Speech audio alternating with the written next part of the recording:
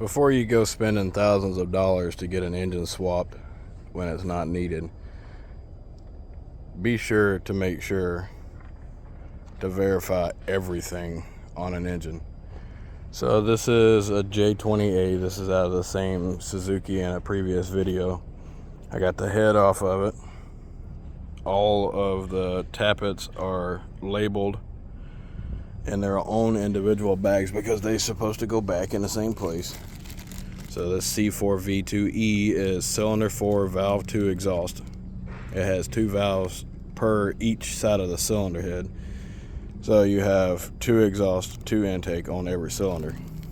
So I have 16 bags here with everything in it. Looking through all of the lifters, or not the lifters, but the valves all look great. The timing was off. Looking at the bottom of the head seems to be okay. It may need to be resurfaced, which is going to get sent to get resurfaced anyways, because when it goes back on, it needs to be flat and true. Now the crank, on the other hand, is a different story. You can tell by that cylinder, it's near the top. This one's got a little further to go. And I haven't made it all the way up yet for this simple purpose. That one now is all the way top dead center. This one still is not. These 2 cylinders, 1 and 4, and then 2 and 3, all move at the same distance here. So you've got 90 degrees out. It's going to be the 2 cylinders in the center. And the firing order on most 4 cylinders was 1, 3, 4, 2. This particular vehicle she said it had a bad noise, which it did have a bad noise whenever I heard it running. And I told her that it needed to be brought over and torn down. So this is what I'm doing now. But now it doesn't run. If it does start, it makes a god-awful noise, simply because it jumped time. And for this issue, I'm going to start this cylinder here back down slightly. That's starting back down. This one still has not made it to the top, but you can push it down. This one you can't move, that one you can't move, that one you can't move. So the bearing on this one right here, or the piston top itself, is bad.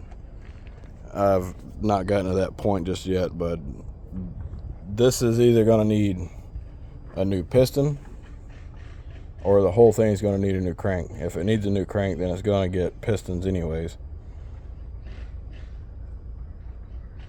And then the whole engine's got to come out to go get re-honed. Or I can buy a hone myself and cross-hatch the cylinders and then verify my measurements after that.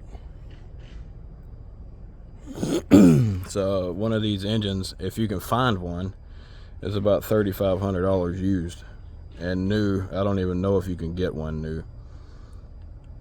But this whole teardown process would be what you would want to do before going to spend this money. If you're mechanically inclined, you can do it yourself. If you're not mechanically inclined, find someone that you trust to do it. If you're in Southwest Florida, call me, Brad's Automotive and Marine. I'll tear it down before we go spend a ton of money to be able to get another engine. This job is partially paid for so far, but this is going to be a lot more than that. But the engine is going to be a lot more than this work here would have been. Thanks for watching. Keep up with the progress.